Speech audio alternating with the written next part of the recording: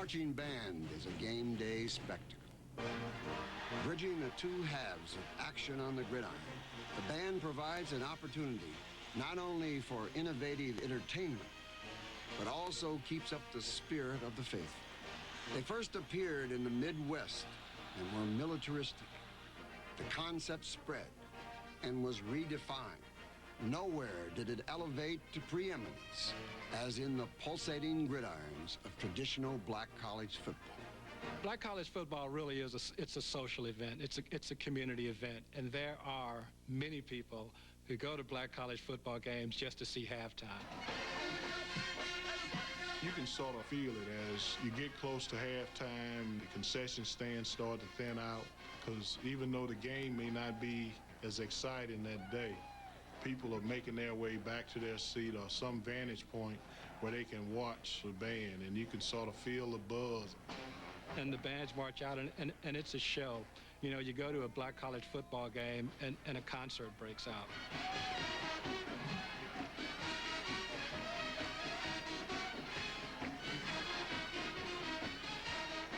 They just high energy, high stepping. I think maybe Coach Robb said it one time. There's a lot of guys that can't make the band, but can make the football team. The competition to be in a black college band, the competition between black college bands is just as fierce as the competition between the football programs and the players. I mean, there are band directors who've had their bands working out with car headlights shining on them late at night because they want to get these things right. The band director who introduced halftime flair in the South was Grambling's Conrad Hutchinson. He was from a Tuskegee family of musicians, and in the service he had found himself performing with military bands. But when Conrad arrived at Grambling in 1952, he was ready to shatter the way most fans watched halftime. He introduced dance steps to go with the music, and they played the popular tunes, so they appealed to the public. Our band is playing and moving and dancing all at the same time. The only problem we have with the band is making certain that they don't go over the halftime allotment so that we don't get penalized. This band has often been imitated, but never adequately duplicated. The famous, nationally renowned Grambling State University Tiger Marching Band. Stevie, have you seen this band before? This is the Grambling College Band of Louisiana. And they are supposed to be one of the most beautifully disciplined bands in the country. I understand that they take steps of 120 steps a minute when they get going here. It'll really be interesting.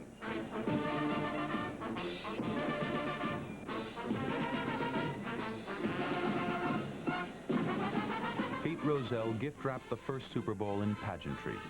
He brought in 2 college bands and jazz great Al Hirt. In all, there were 313 musicians, a dozen glee clubs, and countless Hollywood extras on the Coliseum stage. Rozelle did everything he could to make the first Super Bowl a spectacle. While there was always a chance the game could disappoint, Rozelle saw to it that the pregame and half climax of the greatest production in history was something like, I don't know, 4 billion doves that were in this boarded up crate thing that you could lift the top off of. But the Grambling Band was the band. And Ralph Waldo Emerson Jones, the president of Grambling, was his band. He wanted to revel in this moment. So he gets on top of this crate and he crosses his legs and he sits there like this and he's watching his band. Pigeons were supposed to be released and they didn't fly on time, and so everyone was wondering why.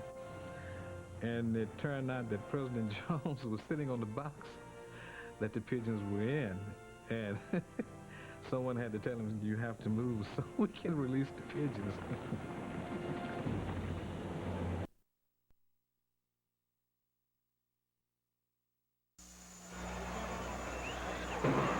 We brought the North to the South, and you can expect to see a non-stopping show from beginning to end.